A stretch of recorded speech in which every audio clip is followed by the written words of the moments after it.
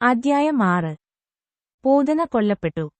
നന്ദമഹാരാജൻ വീട്ടിലേക്ക് മടങ്ങുമ്പോൾ ഗോകുലത്തിൽ എന്തെങ്കിലും അസ്വസ്ഥതയുണ്ടാകുമെന്ന വാസുദേവന്റെ മുന്നറിയിപ്പ് അദ്ദേഹം പരിഗണിച്ചു. തീർച്ചയായും ഉപദേശം സൗഹൃദപരമായിരുന്നു, തെറ്റല്ല. അപ്പോൾ നന്ദ വിചാരിച്ചു, അതിൽ കുറച്ച് സത്യമുണ്ട്.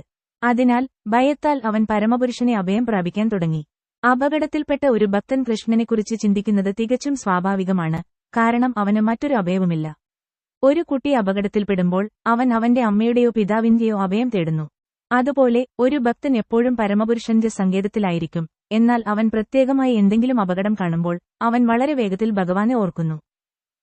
പൈശാചികരായ തന്റെ മന്ത്രിമാരുമായി കൂടിയാലോചിച്ച ശേഷം കംസൻ പൂതന എന്ന മന്ത്രവാദിനിയോട് ക്രൂരമായ പാപകരമായ രീതികളാൽ കൊച്ചുകുട്ടികളെ കൊല്ലുന്ന കറുത്തുവിദ്യ അറിയാവുന്ന നഗരങ്ങളിലും ഗ്രാമങ്ങളിലും മേച്ചിൽപ്പുറങ്ങളിലും എല്ലാത്തരം കുട്ടികളെയും കൊല്ലാൻ നിർദ്ദേശിച്ചു. കൃഷ്ണന്റെ വിശുദ്ധനാമം ജപിക്കുകയോ കേൾക്കുകയോ ചെയ്യാത്തിടത്ത് മാത്രമേ അത്തരം മന്ത്രവാദികൾക്ക് അവരുടെ കറുത്ത കല കളിക്കാൻ കഴിയൂ. കൃഷ്ണന്റെ വിശുദ്ധനാമം ജപിക്കുന്നിടത്തെല്ലാം അശ്രദ്ധമായിപ്പോലും എല്ലാ മോശം ഘടകങ്ങളും, മന്ത്രവാദിനികൾ, പ്രേതങ്ങൾ, അപകടകരമായ വിപത്തുകൾ പെട്ടെന്ന് അപ്രത്യക്ഷമാകുമെന്ന് പറയപ്പെടുന്നു. കൃഷ്ണന്റെ വിശുദ്ധനാമം ജപിക്കുന്നത് ഗൗരവമായി ചെയ്യുന്ന സ്ഥലത്തിന്റെ കാര്യത്തിൽ ഇത് തീർച്ചയായും സത്യമാണ്, പ്രത്യേകിച്ചും പരമേശ്വരൻ വ്യക്തിപരമായി സന്നിഹിതനായ വൃന്ദാവനത്തിൽ. അതിനാൽ നന്ദമഹാരാജയുടെ സംശയങ്ങൾ തീർച്ചയായും കൃഷ്ണനോടുള്ള വാത്സല്യത്തെ അടിസ്ഥാനമാക്കിയുള്ളതാണ്. അവളുടെ ശക്തികളുണ്ടായിരുന്നിട്ടും പൂതനയുടെ പ്രവർത്തനങ്ങളിൽ നിന്ന് യഥാർത്ഥത്തിൽ ഒരു അപകടവും ഉണ്ടായില്ല. അത്തരം മന്ത്രവാദിനികളെ കേകാരി എന്ന് വിളിക്കുന്നു, അതായത് അവർക്ക് ആകാശത്ത് പറക്കാൻ കഴിയും. വേരോടെ പിഴുതെടുത്ത മരക്കൊമ്പിൽ അവയ്ക്ക് ഒരിടത്തുനിന്നും മറ്റൊരിടത്തേക്ക് മാറാം. പൂതനയ്ക്ക് ഈ മന്ത്രവാദം അറിയാമായിരുന്നു, അതിനാൽ അവളെ ഭാഗവതത്തിൽ കേകാരി എന്ന് വിശേഷിപ്പിച്ചിരിക്കുന്നു. നന്ദ മഹാരാജാവിന്റെ താമസസ്ഥലമായ ഗോകുല കൗണ്ടിയിൽ അനുമതിയില്ലാതെ പൂതന പ്രവേശിച്ചു. സുന്ദരിയായ ഒരു സ്ത്രീയെപ്പോലെ സ്വയം വസ്ത്രം ധരിച്ച് അവൾ മാതാവ് യശോദയുടെ വീട്ടിൽ പ്രവേശിച്ചു. കമ്മലുകൾ, മുടിയിൽ പൂക്കൾ എന്നിവയുമായി അവൾ വളരെ സുന്ദരിയായി പ്രത്യക്ഷപ്പെട്ടു. അവളുടെ നേർത്ത അരക്കെട്ട് കാരണം അവൾ പ്രത്യേകിച്ച് സുന്ദരിയായി കാണപ്പെട്ടു. വളരെ ആകർഷകമായ രൂപവും ചിരിക്കുന്ന മുഖവുമായി അവൾ എല്ലാവരെയും നോക്കിക്കൊണ്ടിരുന്നു. വൃന്ദാവന നിവാസികളെല്ലാം ആകർഷിച്ചു. കൈയിൽ താമരയുമായി വൃന്ദാവനത്തിൽ അവതരിക്കുന്ന ഭാഗ്യദേവതയാണെന്നാണ് നിരപരാധികളായ ഗോപാലകർ കരുതിയത്. അവളുടെ അതിമനോഹരമായ സൗന്ദര്യം കാരണം ആരും അവളുടെ ചലനം പരിശോധിച്ചില്ല. അതിനാൽ അവൾ സ്വതന്ത്രമായി നന്ദ മഹാരാജാവിന്റെ ഭവനത്തിൽ പ്രവേശിച്ചു. അനേകം കുട്ടികളുടെ ഘാതകനായ പൂതന ഒരു ചെറിയ കട്ടിലിൽ കൃഷ്ണൻ കിടക്കുന്നതായി കണ്ടെത്തി. ചാരം പൊതിഞ്ഞ അഗ്നിയോട് സാമ്യമുള്ള അവന്റെ സമാനതകളില്ലാത്ത ശക്തികൾ കുഞ്ഞു മറയ്ക്കുന്നതായി അവൾക്ക് പെട്ടെന്ന് മനസ്സിലായി. പൂതന ചിന്തിച്ചു, ഈ കുട്ടി വളരെ ശക്തനാണ്, അയാൾക്ക് മുഴുവൻ പ്രപഞ്ചത്തെയും ഉടനടി നശിപ്പിക്കാൻ കഴിയും. പൂതനയുടെ ധാരണ വളരെ പ്രധാനമാണ്. പരമപുരുഷനായ കൃഷ്ണൻ എല്ലാവരുടെയും ഹൃദയത്തിൽ കുടികൊള്ളുന്നു. ഭഗവത്ഗീതയിൽ പറഞ്ഞിരിക്കുന്നത് അവൻ ഒരാൾക്ക് ആവശ്യമായ ബുദ്ധി നൽകുന്നു, മാത്രമല്ല അവൻ ഒരുവനെ മറക്കാൻ ഇടയാക്കുകയും ചെയ്യുന്നു. നന്ദ മഹാരാജാവിന്റെ ഭവനത്തിൽ താൻ നിരീക്ഷിക്കുന്ന കുട്ടി പരമപുരുഷൻ തന്നെയാണെന്ന് പൂതനയ്ക്ക് പെട്ടെന്ന് ബോധ്യമായി. അവൻ ഒരു ചെറിയ ശിശുവായി അവിടെ കിടക്കുകയായിരുന്നു, എന്നാൽ അതിനർത്ഥം അവൻ ശക്തി കുറഞ്ഞവനാണെന്നല്ല. ദൈവാരാധന നരവംശപരമാണെന്ന ഭൗതികവാദ സിദ്ധാന്തം ശരിയല്ല. ധ്യാനം കൊണ്ടോ തപസ്സുകൊണ്ടോ ഒരു ജീവിക്കും ദൈവമാകാൻ കഴിയില്ല. ദൈവം എപ്പോഴും ദൈവമാണ്. ഒരു ശിശുവെന്ന നിലയിൽ കൃഷ്ണൻ ഒരു പൂർണ്ണ യൗവനം പോലെ പൂർണ്ണനാണ്. മായാവത സിദ്ധാന്തം പറയുന്നത് ജീവാത്മാവ് മുമ്പ് ദൈവമായിരുന്നു, എന്നാൽ ഇപ്പോൾ മായയുടെ സ്വാധീനത്താൽ തളർന്നുപോയിരിക്കുന്നു എന്നാണ്. അതുകൊണ്ട് മായാവാദികൾ പറയുന്നത് അവൻ ഇപ്പോൾ ദൈവമല്ലെന്നും മായയുടെ സ്വാധീനമില്ലാതാകുമ്പോൾ അവൻ വീണ്ടും ദൈവമായി മാറുമെന്നും. ഈ സിദ്ധാന്തം സൂക്ഷ്മജീവികളിൽ പ്രയോഗിക്കാൻ കഴിയില്ല. ജീവാത്മാക്കൾ പരമപുരുഷന്റെ സൂക്ഷ്മഭാഗങ്ങളും പാർസലുകളുമാണ്. അവ യഥാർത്ഥ അഗ്നിയുടെ ചെറിയ കണങ്ങളോ തീപ്പൊരികളോ ആണ്. അതിനാൽ ഈ തീപ്പൊരികൾ മായയുടെ സ്വാധീനത്താൽ മറക്കാൻ കഴിയും, എന്നാൽ യഥാർത്ഥ അഗ്നിയായ കൃഷ്ണനു കഴിയില്ല. വസുദേവന്റെയും ദേവകിയുടെയും ഭവനത്തിൽ പ്രത്യക്ഷപ്പെട്ടതിന്റെ തുടക്കം മുതൽ പോലും കൃഷ്ണൻ പരമപുരുഷനാണ്. കൃഷ്ണൻ ഒരു കൊച്ചു കുഞ്ഞിന്റെ സ്വഭാവം കാണിച്ചു പൂതനയുടെ മുഖം ഒഴിവാക്കാൻ കണ്ണടച്ചു. ഈ കണ്ണുകൾ അടയ്ക്കുന്നത് ഭക്തർ വ്യത്യസ്ത രീതികളിൽ വ്യാഖ്യാനിക്കുകയും പഠിക്കുകയും ചെയ്യുന്നു. നിരവധി കുട്ടികളെ കൊന്ന് ഇപ്പോൾ തന്നെ കൊല്ലാൻ വന്ന പൂതനയുടെ മുഖം കാണാൻ ഇഷ്ടപ്പെടാത്തതിനാലാണ് കൃഷ്ണൻ കണ്ണടച്ചതെന്ന് ചിലർ പറയുന്നു. മറ്റു ചിലർ പറയുന്നത് കുഞ്ഞിനെ മടിയിലിരുത്താൻ പൂതന മടിച്ചെന്നും അതിനുള്ളിൽ നിന്ന് അസാധാരണമായ എന്തെങ്കിലും അവളോട് ആവശ്യപ്പെടുന്നുണ്ടെന്നും അവൾക്ക് ഉറപ്പ് നൽകുന്നതിനായി അവൾ ഭയപ്പെടാതിരിക്കാൻ കൃഷ്ണൻ തന്റെ കണ്ണുകൾ അടച്ചുവെന്നും പറയുന്നു. എന്നിട്ടും മറ്റുള്ളവർ ഈ രീതിയിൽ വ്യാഖ്യാനിക്കുന്നു. അസുരന്മാരെ കൊല്ലുന്നതിനും ഭക്തർക്ക് സംരക്ഷണം നൽകുന്നതിനുമായി കൃഷ്ണൻ അവതരിച്ചു. ആദ്യം വധിക്കപ്പെട്ട അസുരൻ ഒരു സ്ത്രീയാണ്. വൈദിക നിയമങ്ങൾ അനുസരിച്ച് ഒരു സ്ത്രീയെയോ ബ്രാഹ്മണനെയോ പശുവിനെയോ കുട്ടിയെയോ കൊല്ലുന്നത് കർശനമായി നിരോധിച്ചിരിക്കുന്നു. പൂതന എന്ന അസുരനെ കൊല്ലാൻ കൃഷ്ണൻ ബാധ്യസ്ഥനായിരുന്നു. വേദശാസ്ത്രപ്രകാരം ഒരു സ്ത്രീയെ കൊല്ലുന്നത് നിഷിദ്ധമായതിനാൽ അദ്ദേഹത്തിന് കണ്ണുകൾ അടയ്ക്കാതിരിക്കാൻ കഴിഞ്ഞില്ല. പൂതനയെ തന്റെ നഴ്സായി സ്വീകരിച്ചതുകൊണ്ടാണ് കൃഷ്ണൻ കണ്ണടച്ചതെന്നാണ് മറ്റൊരു വ്യാഖ്യാനം. ഭഗവാന് മുലകുടിക്കാൻ വേണ്ടി തന്റെ മുലകൾ സമർപ്പിക്കാനാണ് പൂതന കൃഷ്ണന്റെ അടുക്കൽ വന്നത്. കൃഷ്ണൻ കരുണാമയനാണ്. തന്നെ കൊല്ലാൻ പൂതനയുണ്ടെന്ന് അറിഞ്ഞിട്ടും അവൻ അവളെ തന്റെ നഴ്സ് അല്ലെങ്കിൽ അമ്മയായി സ്വീകരിച്ചു. വേദവിധി പ്രകാരം 7 തരം അമ്മമാരുണ്ട്.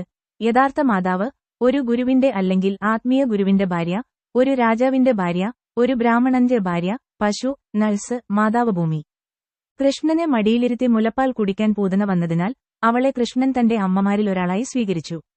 അവൻ കണ്ണടച്ച മറ്റൊരു കാരണമായി അത് കണക്കാക്കപ്പെടുന്നു. അയാൾക്ക് ഒരു നഴ്സിനെയോ അമ്മയെയോ കൊല്ലേണ്ടി വന്നു. എന്നാൽ അവന്റെ അമ്മയെയോ നഴ്സിനെയോ കൊന്നത് അവന്റെ യഥാർത്ഥ അമ്മയോടോ വളർത്തമ്മയായ യശോദയോടോ ഉള്ള സ്നേഹത്തിൽ നിന്ന് വ്യത്യസ്തമായിരുന്നില്ല. പൂതനയെയും അമ്മയായി കണക്കാക്കുകയും യശോദയെപ്പോലെ സൗകര്യം നൽകുകയും ചെയ്തുവെന്ന് വേദവിവരങ്ങളിൽ നിന്ന് ഞങ്ങൾ മനസ്സിലാക്കുന്നു. യശോദയ്ക്ക് ഭൗതിക ലോകത്തിൽ നിന്ന് മോചനം ലഭിച്ചതുപോലെ പൂതനയ്ക്കും മോചനം ലഭിച്ചു. കുഞ്ഞ് കൃഷ്ണൻ കണ്ണടച്ചപ്പോൾ പൂതൻ അവനെ മടിയിലിരുത്തി. മരണത്തെ ആൾരൂപത്തിലാക്കിയതായി അവൾ അറിഞ്ഞിരുന്നില്ല. ഒരാൾ പാമ്പിനെ കയറാണെന്ന് തെറ്റിദ്ധരിച്ചാൽ അയാൾ മരിക്കും. അതുപോലെ കൃഷ്ണനെ കാണുന്നതിനു മുമ്പ് പൂതന നിരവധി കുഞ്ഞുങ്ങളെ കൊന്നിട്ടുണ്ട്. അവനെ അവരെപ്പോലെയാണെന്ന് അവൾ തെറ്റിദ്ധരിച്ചു. എന്നാൽ ഇപ്പോൾ തന്നെ ഉടൻ കൊല്ലുന്ന പാമ്പിനെ അവൾ സ്വീകരിക്കുകയായിരുന്നു. പൂതന കുഞ്ഞ് കൃഷ്ണനെ മടിയിലിരുത്തുമ്പോൾ യശോദയും രോഹിണിയും അവിടെ ഉണ്ടായിരുന്നു. എന്നാൽ അവൾ വളരെ മനോഹരമായി വസ്ത്രം ധരിച്ചിരുന്നതിനാലും കൃഷ്ണനോട് മാതൃവാത്സല്യം കാണിക്കുന്നതിനാലും അവർ അവളെ വിലക്കിയില്ല. അലങ്കരിച്ച കേസിനുള്ളിലെ വാളാണെന്ന് അവർക്ക് മനസ്സിലാക്കാൻ കഴിഞ്ഞില്ല. പൂതന അവളുടെ മുലകളിൽ വളരെ ശക്തിയേറിയ വിഷം പുരട്ടി കുഞ്ഞിനെ മടിയിൽ കിടത്തിയ ഉടനെ അവൾ തന്റെ മുലക്കണ്ണ് അവന്റെ വാക്കുള്ളിലേക്ക് തള്ളി. അവൻ തന്റെ മുല കുടിച്ചാൽ ഉടൻ മരിക്കുമെന്ന് അവൾ പ്രതീക്ഷിച്ചു. എന്നാൽ കുഞ്ഞ് കൃഷ്ണ വളരെ വേഗം ദേഷ്യത്തിൽ മുലക്കണ്ണെടുത്തു. അവൻ അസുരന്റെ ജീവവായുവിനൊപ്പം പാൽ വിഷവും വലിച്ചെടുത്തു. മറ്റൊരു വിധത്തിൽ പറഞ്ഞാൽ കൃഷ്ണൻ ഒരേസമയം അവളുടെ മുലയിൽ നിന്ന് പാൽ കുടിക്കുകയും അവളുടെ ജീവൻ വലിച്ചെടുക്കുകയും ചെയ്തു. കൃഷ്ണൻ വളരെ കരുണയുള്ളവനാണ്. പൂതന എന്ന അസുരൻ അവളുടെ മുലപ്പാൽ അർപ്പിക്കാൻ വന്നതിനാൽ അവൻ അവളുടെ ആഗ്രഹം നിറവേറ്റുകയും അവളുടെ പ്രവർത്തനം മാതൃത്വമായി അംഗീകരിക്കുകയും ചെയ്തു. എന്നാൽ കൂടുതൽ നീചമായ പ്രവർത്തനങ്ങളിൽ നിന്ന് അവളെ തടയാൻ അവൻ അവളെ ഉടൻ തന്നെ കൊന്നു. അസുരനെ കൃഷ്ണൻ വധിച്ചതിനാൽ അവൾക്ക് മുക്തി ലഭിച്ചു. കൃഷ്ണൻ അവളുടെ മുലകളെ അതിശക്തമായി അമർത്തി ശ്വാസം വലിച്ചെടുക്കുമ്പോൾ പൂതന നിലത്തു വീണു കൈകാലുകൾ വിടർത്തി കരയാൻ തുടങ്ങി. അയ്യോ കുഞ്ഞേ, എന്നെ വിടൂ, എന്നെ വിടൂ. അവൾ ഉറക്കെ കരയുകയും വിയർക്കുകയും ചെയ്തു. അവളുടെ ശരീരം മുഴുവൻ നനഞ്ഞു. അവൾ നിലവിളിച്ചുകൊണ്ട് മരിക്കുമ്പോൾ ഭൂമിയിലും ആകാശത്തും മുകളിലും താഴെയുമുള്ള ഗ്രഹങ്ങളിലും എല്ലാ ദിശകളിലും ഭയാനകമായ ഒരു പ്രകമ്പനമുണ്ടായി. ഇടിമിന്നലുകൾ വീഴുന്നതായി ആളുകൾ കരുതി. അങ്ങനെ പൂതന മന്ത്രവാദിനിയുടെ പേടിസ്വപ്നം അവസാനിച്ചു. അവൾ ഒരു വലിയ രാക്ഷസനായി അവളുടെ യഥാർത്ഥ സ്വഭാവം സ്വീകരിച്ചു. അവൾ ഉഗ്രമായ വായ തുറന്ന് കൈകളും കാലുകളും മുഴുവൻ വിരിച്ചു. ഇന്ദ്രന്റെ ഇടിമുഴക്കത്തിൽ വൃത്രാസുരൻ സംഭവിച്ചതുപോലെ അവൾ വീണു. അവളുടെ തലയിലെ നീണ്ട രോമങ്ങൾ ദേഹമാസകലം ചിതറിക്കിടന്നിരുന്നു. അവളുടെ വീണ ശരീരം 12 മൈൽ വരെ നീണ്ടു. എല്ലാ മരങ്ങളെയും തകർത്തു. ഈ ഭീമാകാരമായ ശരീരം കണ്ട് എല്ലാവരും അത്ഭുതപ്പെട്ടു. അവളുടെ പല്ലുകൾ കലപ്പ പോലെയും അവളുടെ നാസാരന്ധ്രങ്ങൾ പർവ്വതഗുഹകൾ പോലെയും പ്രത്യക്ഷപ്പെട്ടു. അവളുടെ മുലകൾ ചെറിയ കുന്നുകൾ പോലെ കാണപ്പെട്ടു. അവളുടെ മുടി ഒരു വലിയ ചുവന്ന കുറ്റിച്ചെടിയായിരുന്നു. അവളുടെ കണ്ണിലെ തുള്ളികൾ അന്ധമായ കിണറുകൾ പോലെയും അവളുടെ 2 തുടകളും നദിയുടെ 2 തീരങ്ങൾ പോലെയും പ്രത്യക്ഷപ്പെട്ടു. അവളുടെ 2 കൈകളും ബലമായി പണിത 2 പാലങ്ങൾ പോലെ പ്രത്യക്ഷപ്പെട്ടു. അവളുടെ വയറു വറ്റിപ്പോയ തടാകം പോലെ തോന്നി. പശുപാലകരായ സ്ത്രീപുരുഷന്മാരെല്ലാം ഇത് കണ്ട് ഭയചകിതരായി. അവൾ വീണതിന്റെ ബഹളമയമായ ശബ്ദം അവരുടെ തലച്ചോറിനെയും ചെവിയെയും ഞെട്ടിക്കുകയും അവരുടെ ഹൃദയങ്ങളെ ശക്തമായി മിടിക്കുകയും ചെയ്തു. ചെറിയ കൃഷ്ണൻ ഭയമില്ലാതെ പൂതനയുടെ മടിയിൽ കളിക്കുന്നത് കണ്ടപ്പോൾ ഗോപികമാർ വേഗം വന്ന് അവനെ എടുത്തു. ശേഷം മാതാവ് യശോദയുടെയും രോഹിണിയുടെയും നേതൃത്വത്തിൽ ഗോപികൾ കൃഷ്ണന്റെ ശരീരത്തിന് എല്ലാ ദുഷിച്ച സ്വാധീനങ്ങളിൽ നിന്നും പൂർണ്ണ സംരക്ഷണം നൽകുന്നതിനായി വിഷ്ണുവിന്റെ നാമങ്ങൾ ജപിച്ചു. മന്ത്രം ചൊല്ലുന്നതിന് മുമ്പുള്ള പതിവ് പോലെ അവർ കൈകാലുകൾ കഴുകി 3 തവണ വെള്ളം കുടിച്ചു. അവർ ഇങ്ങനെ വിളിച്ചു പറഞ്ഞു: എന്റെ പ്രിയ കൃഷ്ണ, അജയെന്നറിയപ്പെടുന്ന ഭഗവാൻ നിന്റെ കാലുകളെ സംരക്ഷിക്കട്ടെ. മണിമാൻ നിങ്ങളുടെ കാൽമുട്ടുകൾ സംരക്ഷിക്കട്ടെ. ഭഗവാൻ യജ്ഞം നിന്റെ തുടകളെ സംരക്ഷിക്കട്ടെ. അച്യുത ഭഗവാൻ അങ്ങയുടെ അരക്കെട്ടിനെ സംരക്ഷിക്കട്ടെ. ഭഗവാൻ ഹയഗ്രീവൻ നിന്റെ ഉദരം സംരക്ഷിക്കട്ടെ. കേശവൻ നിങ്ങളുടെ ഹൃദയത്തെ സംരക്ഷിക്കട്ടെ. ഭഗവാൻ ഈസ നിന്റെ നെഞ്ചിനെ സംരക്ഷിക്കട്ടെ. സൂര്യ ഭഗവാൻ നിന്റെ കഴുത്ത് സംരക്ഷിക്കട്ടെ. ഭഗവാൻ വിഷ്ണു നിങ്ങളുടെ കൈകൾ സംരക്ഷിക്കട്ടെ. ഉരുക്രമ ഭഗവാൻ വരട്ടെ. നിങ്ങളുടെ മുഖം സംരക്ഷിക്കുക. ഭഗവാൻ ഈശ്വരൻ നിന്റെ ശിരസ് സംരക്ഷിക്കട്ടെ. ചക്കരധരൻ അങ്ങയുടെ മുൻഭാഗത്തെ സംരക്ഷിക്കട്ടെ. ഭഗവാൻ ഗദാധരൻ നിന്റെ മുതുകിനെ സംരക്ഷിക്കട്ടെ. കയ്യിൽ വില്ലു വഹിക്കുന്ന ഭഗവാൻ മധുസൂദനൻ അങ്ങയുടെ വലതുഭാഗത്തെ സംരക്ഷിക്കട്ടെ. അജന ഭഗവാൻ നിങ്ങളുടെ ഇടതുഭാഗത്തെ സംരക്ഷിക്കട്ടെ. ഉറുകായ പ്രഭു തന്റെ ശംഖ് ഉപയോഗിച്ച് നിങ്ങളെ എല്ലാ വശങ്ങളിലും സംരക്ഷിക്കട്ടെ. പരമേശ്വരനായ ഉപേന്ദ്രൻ നിങ്ങളെ മുകളിൽ നിന്ന് സംരക്ഷിക്കട്ടെ. ഭഗവാൻ താർക്യൻ സംരക്ഷിക്കട്ടെ. നിങ്ങൾ നിലത്ത് ഹലധര ഭഗവാൻ നിങ്ങളെ എല്ലാ ഭാഗത്തുനിന്നും സംരക്ഷിക്കട്ടെ. ഋഷികേശൻ എന്നറിയപ്പെടുന്ന ഈശ്വരൻ നിങ്ങൾ രക്ഷിക്കട്ടെ. അജന ഭഗവാൻ നിങ്ങളുടെ ഇടതുഭാഗത്തെ സംരക്ഷിക്കട്ടെ. ഉറുകായ പ്രഭു തന്റെ ശംഖ് ഉപയോഗിച്ച് നിങ്ങളെ എല്ലാ വശങ്ങളിലും സംരക്ഷിക്കട്ടെ. പരമേശ്വരനായ ഉപേന്ദ്രൻ നിങ്ങളെ മുകളിൽ നിന്ന് സംരക്ഷിക്കട്ടെ. ഭഗവാൻ താർക്കിൻ സംരക്ഷിക്കട്ടെ. നിങ്ങൾ നിലത്ത് ഹലധര ഭഗവാൻ നിങ്ങളെ എല്ലാ ഭാഗത്തുനിന്നും സംരക്ഷിക്കട്ടെ. ഋഷികേശൻ എന്നറിയപ്പെടുന്ന ഈശ്വരൻ നിങ്ങളുടെ എല്ലാ ഇന്ദ്രിയങ്ങളെയും സംരക്ഷിക്കട്ടെ. ഭഗവാൻ നാരായണൻ നിങ്ങളുടെ ജീവൻ സംരക്ഷിക്കട്ടെ. ശ്വേതദ്വീപിന്റെ നാഥനായ നാരായണ, നിന്റെ ഹൃദയത്തിന്റെ കാതൽ സംരക്ഷിക്കട്ടെ. ഭഗവാൻ യോഗേശ്വരൻ നിങ്ങളുടെ മനസ്സിനെ സംരക്ഷിക്കട്ടെ. ഭഗവാൻ പ്രശ്നിഗർഭൻ നിങ്ങളുടെ ബുദ്ധിയെ സംരക്ഷിക്കട്ടെ. പരമപുരുഷനായ ഭഗവാൻ നിങ്ങളുടെ ആത്മാവിനെ സംരക്ഷിക്കട്ടെ. നിങ്ങൾ കളിക്കുമ്പോൾ ഭഗവാൻ ഗോവിന്ദൻ നിങ്ങളെ എല്ലാ വശങ്ങളിൽ നിന്നും സംരക്ഷിക്കട്ടെ. നിങ്ങൾ ഉറങ്ങുമ്പോൾ ഭഗവാൻ മാധവൻ നിങ്ങളെ എല്ലാ അപകടങ്ങളിൽ നിന്നും സംരക്ഷിക്കട്ടെ. നിങ്ങൾ നടക്കുമ്പോൾ വൈകുണ്ഠനാഥൻ നിങ്ങളെ താഴെ വീഴാതെ സംരക്ഷിക്കട്ടെ. നിങ്ങൾ ഇരിക്കുമ്പോൾ ഭഗവാൻ നാരായണൻ നിങ്ങൾക്ക് എല്ലാ സംരക്ഷണവും നൽകട്ടെ. നിങ്ങൾ ഭക്ഷണം കഴിക്കുമ്പോൾ എല്ലാ യാഗങ്ങളുടെയും കർത്താവ് നിങ്ങൾക്ക് എല്ലാ സംരക്ഷണവും നൽകട്ടെ. അങ്ങനെ അമ്മ യശോദകുട്ടി കൃഷ്ണന്റെ വിവിധ ശരീരഭാഗങ്ങൾ സംരക്ഷിക്കുന്നതിനായി വിഷ്ണുവിന്റെ വിവിധ നാമങ്ങൾ ജപിച്ചു. പലതരം ദുരാത്മാക്കളിൽ നിന്നും പ്രേതങ്ങളിൽ നിന്നും, അതായത് ദാഗിനികൾ, യദുദാനികൾ, കുമാരന്മാർ, യക്ഷന്മാർ, രാക്ഷസന്മാർ, വിനായകന്മാർ, രേവതരാശികൾ, കോടരന്മാർ എന്നിങ്ങനെ പലതരം ദുരാത്മാക്കളിൽ നിന്നും തന്റെ കുട്ടിയെ സംരക്ഷിക്കണമെന്ന് അമ്മ യശോദയ്ക്ക് ഉറച്ച ബോധ്യമുണ്ടായിരുന്നു.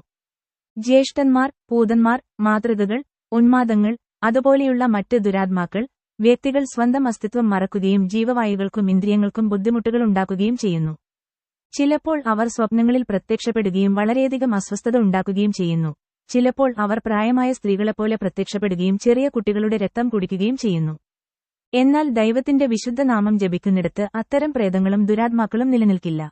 പശുക്കളുടെ പ്രാധാന്യത്തെക്കുറിച്ചും വിഷ്ണുവിന്റെ വിശുദ്ധനാമത്തെക്കുറിച്ചും വേദവിധികളിൽ അമ്മ യശോദയ്ക്ക് ഉറച്ച ബോധ്യമുണ്ടായിരുന്നു. അതിനാൽ അവൾ തന്റെ കുഞ്ഞായ കൃഷ്ണനെ സംരക്ഷിക്കാൻ വേണ്ടി പശുക്കളെയും വിഷ്ണു എന്ന നാമത്തെയും അഭയം പ്രാപിച്ചു. കുഞ്ഞിനെ രക്ഷിക്കാൻ വേണ്ടി അവൾ വിഷ്ണുവിന്റെ എല്ലാ വിശുദ്ധനാമങ്ങളും ചൊല്ലി.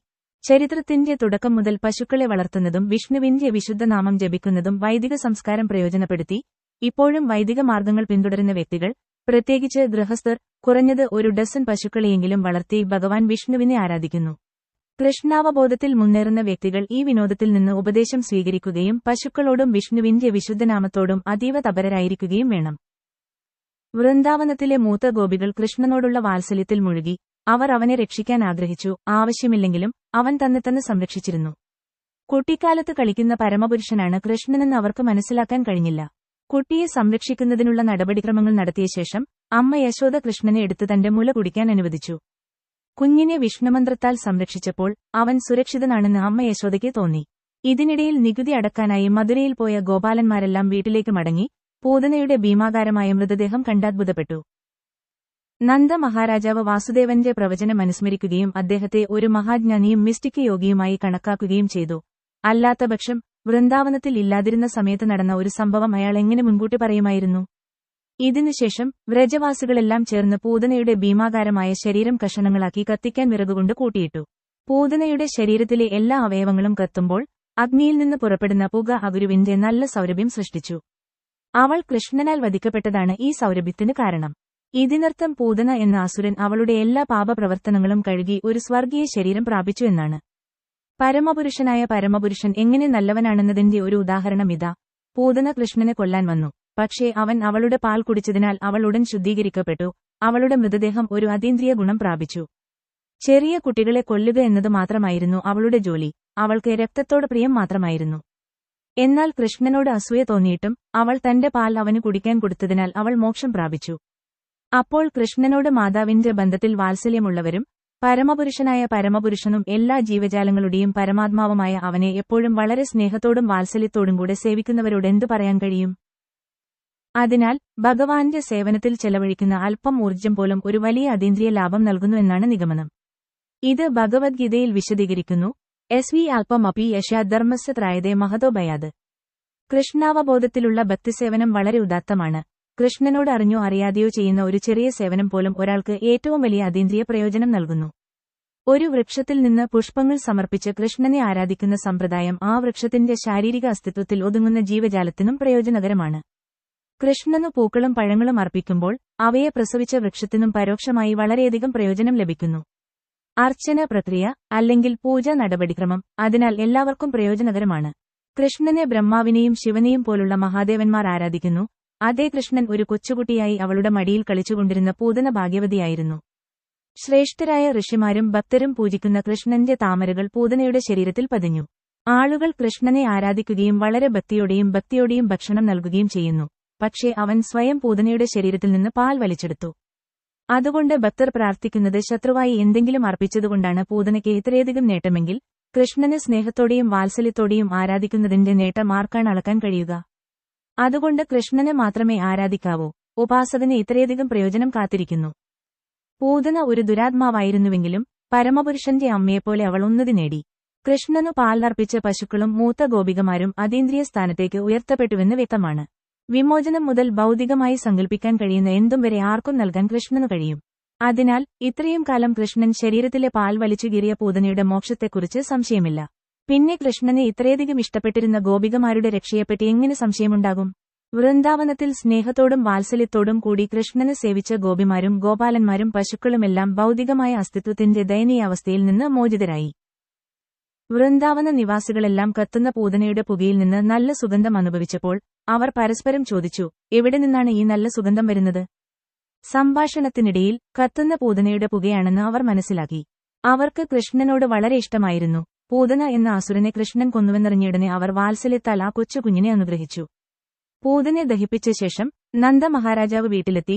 ഉടൻ തന്നെ കുട്ടിയെ മടിയിലിരുത്തി അവന്റെ തല മണക്കാൻ തുടങ്ങി. ഈ വിധത്തിൽ ഈ മഹാവിപത്തിൽ നിന്ന് തന്റെ കൊച്ചുകുട്ടി രക്ഷപ്പെട്ടതിൽ അദ്ദേഹം തികച്ചും സംതൃപ്തനായിരുന്നു.